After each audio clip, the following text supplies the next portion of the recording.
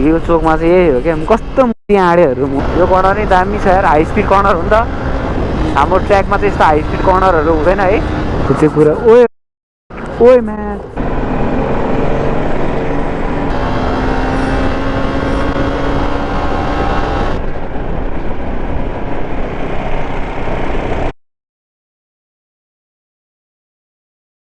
Hello नमस्ते welcome back to our channel speed Thapa सबैलाई च्यानलमा स्वागत छ नेक्स्ट ब्लग हे हिजो ब्लगमा मैले भनिहालेँ रेसिङ इन नेपाल सो मैले हिजो फेरि कोनबेरिङ बनाएको आज चाहिँ हाल्नै पनि भयो हिजो एडजस्ट गरेको भएन यसले काम गरेन है यसले चाहिँ अलिकति धोका दिएर जस्तो लागेको छ so make sure you are perfect है आफू चाहिँ भित्रैबाट अलिकति स्ट्रङै भएर जानु पऱ्यो नि त एउटा इभेन्टमा गएपछि किनभने एउटा इभेन्टमा जतिजना पनि आउनुहुन्छ सबैजना चाहिँ एउटा कम्पिटिटर हुनुहुन्छ नि त अनि तपाईँभन्दा नयाँ हुनुहुन्छ होला तपाईँभन्दा पुरानो हुनुहुन्छ होला त एउटा कम्पिटिटरमा जति एक्सपिरियन्स अनि जति नोसँग खेल्यो पनि you have to treat them equal है यो भर्खरको यसको फर्स्ट टाइम हो यसले त के गर्ला र भनेर त्यस्तो चाहिँ जज गर्न थाल्नुभयो भने चाहिँ तपाईँको गेम चाहिँ पुरै डामाडोल हुन्छ गाइज होइन एउटा लेसन हो यो मैले सिकेको कुरा है यो चाहिँ एउटा तपाईँ कुनै कम्पिटिसनमा जानुहुन्छ त्यो कम्पिटिसनमा आउने सबैजना चाहिँ कम्पिटिटरहरू चाहिँ तपाईँको इक्वल एउटै मानिन्छ है एउटै दर्जाको मानिन्छ सो अब तपाईँले चाहिँ अब नयाँ आउने यो बच्चै हो यो भर्खरको हो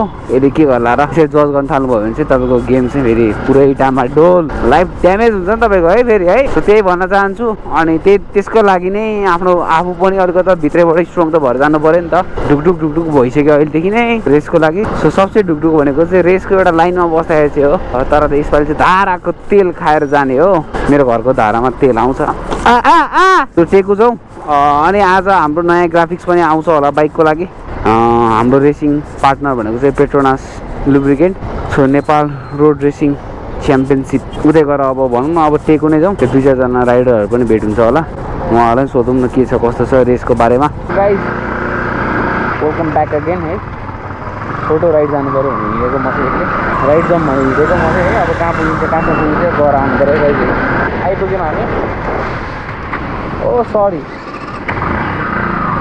हाइलाइटै छैन इलेक्ट्रिक भनेको छ जाममा त खुलेर यता आयो जडीबुटी यस्तो पानी पऱ्यो क्या हेर्दै अनएक्सपेक्टेड पानी पर्थ्यो गाइस रेनकोट त छ है फक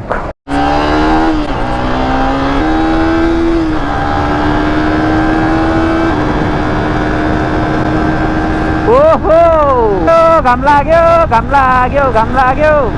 ओहो थ्याङ्क गड यार घाम लाग्यो म त रेनकोट सेनकोट लगाएर त राइड जान झ्याउ हुन्छ नि त होइन भनेर हो लास्टमा घाम लाग्यो मजा आयो एकछिन बाइक कुदाउन नि खोलिदिइहाल्यो हुन्थ्यो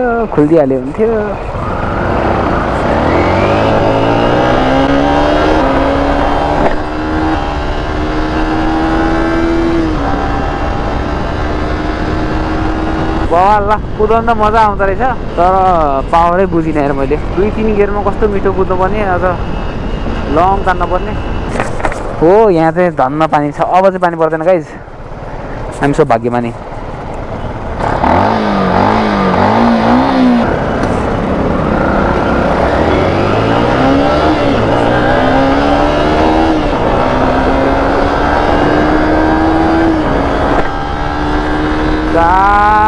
अहिले उता कुदाउनै पाइँदैन हो यो चोकमा चाहिँ यही हो क्या कस्तो आँडेहरू यताउता हेर्दैन चोकबाट निस्किँदा त हेर्नुपर्छ नि त यताउता होइन केही नहेरिकन आइदिने क्या यस्तो चोकमा त आफै हेरेर जानुपर्छ होइन एक त अर्को भनेको अर्को मान्छेले पनि हेर्नु पऱ्यो नि त मात्रै छैन नि त होइन ऊ पनि छ भने चाहिँ ऊ एक्लै छैन नि त त्यो सोचेर चलाउनु पऱ्यो नि यार बाटोमा यार आफ्नै बाटो आफ्नै बाउकै बाटो जस्तो एक्लै चलाएर चाहिँ भएन I'm in the love with the V2 I'm in love with the V2 ल हामी चाहिँ आइपुग्यो अहिले तपाईँको सल्लाहघारी के भन्छ सल्लाहघारी नै भन्छ यसलाई आज बिजी नै छ यार रोड त 2-3वटा जाममा चाहिँ अगाडि बसेर आइयो आफू अगाडि बस्न पायो भने चाहिँ त्यति अलिक फ्री नै लाग्छ क्या जाम पनि होइन यहाँ चाहिँ अलिकति हेरेर चलाउनु पर्ने हुन्छ किनकि ट्राफिक दाइहरू हुनुहुन्छ गन बोकेर बसेको हुनुहुन्छ होइन त्यही भएर गाइज बल्ल एउटा हाइवेमा छिर्यो क्या अब छिर्यौँ हामी अब हाइवे फन गर्नुपर्छ आज आनन्द जानुपर्छ है आफ्नै पारामा what the fuck my first highway ride on this bike है गाइज तर हाइवे पनि एकदम गलत टाइममा आइयो क्या हो अलिक बिहान अलिक सबेर आयो भने चाहिँ जाम टाइम गाइस, जाम टाइम। कहाँसम्म जाने नै टुङ्गो छैन है, भिसेसम्म जानु पर्ला। अलिकति उता भकुन्टेको बाटो अनि फर्किनु पर्ला।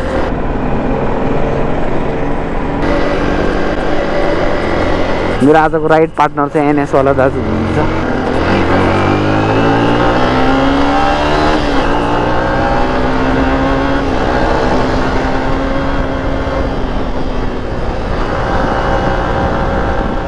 आजको चाहिँ ब्लग भन्दा राइड मात्रै हुन्छ है गाइज, इन्जोय द राइड, त्यही भन्छु म।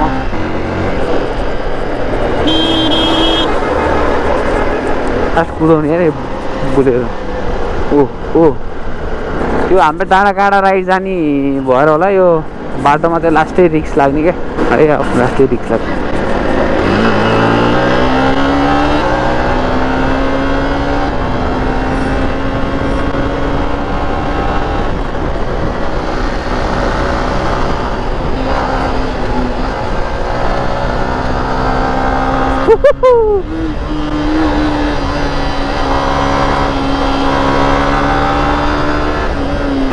फेभरेट कर्नर हो यार गाइज यो पनि एउटा है।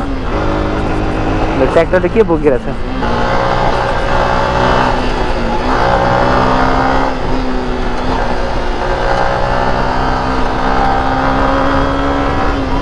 सोलो राइड है। यहाँ चाहिँ जहिले जामै हुने भयो यार। थ्याङ्क यू सो मच है। के अरे एनएस वाला ब्रदरले जोइन गर्नुभएको छ राइड, तर ऱ्यान्डमै हो है उहाँ पनि, त उहाँसँग जान अलिकति मोटिभेट हुने क्या।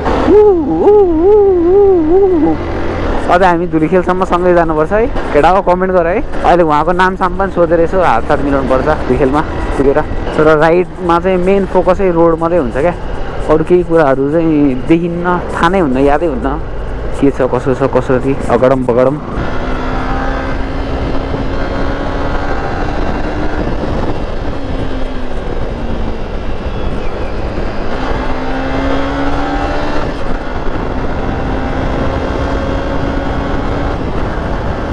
यो कर्नर नै दामी छ यार, हाई स्पिड कर्नर हो नि त। हाम्रो ट्र्याकमा चाहिँ यस्तो हाई स्पिड कर्नरहरू हुँदैन है, त्यही झुट हो क्या। हामी चाहिँ अब हाई स्पिड कर्नरमा खेलिरहेको मेन भने हात बसाउनु छ ब्रेकमा, यो ब्रेकमा, यो यो यो यो यो ब्रेकमा, खुट्टाको ब्रेकै नछु। त्यस्तो बानी बिग्रियो। राइडिङ त टोटली हो अन रोड र अफ रोडले गर्दा त मिक्स म्याक्स भएको छ क्या, यताको उता उताको यता भइरहेछ त्यो कुरा। ओए म्याच कस्तरी आएको खाते बस्छ, सबलाई तर्साइदियो यार। थाक्यो मलाई यहाँसम्म आउँदा नि। छोटो मिठो राइड बने आइपुग्यो ढाई। सो हामी धुलीखेल आउँदैछौँ है, नजिकै छौँ धुलीखेलसम्मको राइड चाहिँ एकदम मजा आउँछ है। धेरै कर्नर ट्विस्ट एन्ड टर्न्स छ नि त, ट्विस्ट एन्ड टर्न्स।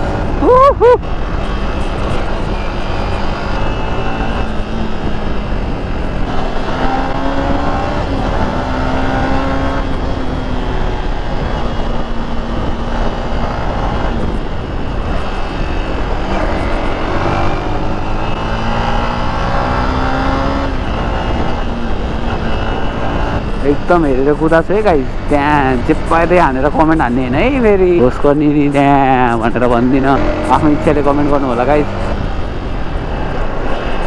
यस्तोमा छिर्न चाहिँ हुन्न थियो, छिरिन पनि च्याउ भयो नि, लास्टै च्याउ भयो। कर्नरमा जाम भइदियो, च्याउ भइदियो गा।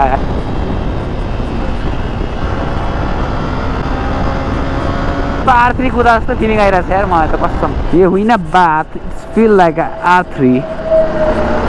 गोजीमा 1 रुपियाँ छैन यार, लस्सी खाएर आउँछु। हैट लस्सी चाहिँ खाएर आउँछु ल। अहिले तल गयो भने मोटो म्याडनेस भाइको घर पुग्थ्यो, धेरै टाढा त होइन नि, त्यहीँ गइदिउँ। 5 खालसम्म पुग्छु है त guys. So welcome to Dhulikhel सबैजनालाई, धुलीखेल बजार। यो बाटो त हेर्दै ध्वस्त लाग्यो यार मलाई त बाइक चलाउन, खाल्टो छ गाइज। यता त गइनँ है म, ल सरी है, सरी। तपाईँहरूको के अरे लस्सी पनि सेल भएन। अब धुलीखेल अगाडि जान्छु, डट टेम्पल अगाडि जान्छु, अनि त्यही खाजा खान्छु अनि फर्किन्छु यार। खाजा भने मोइसोइ खान्छु अलिकति अनि फर्किन्छु गाइज। सिउ देयर। ल एटिएम पनि जान्छ। राइड चाहिँ एकदम रमाइलो भयो है।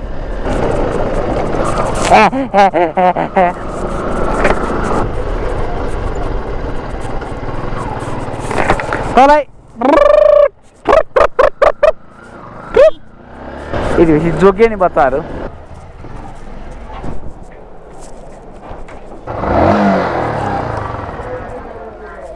ओ मोटु के छ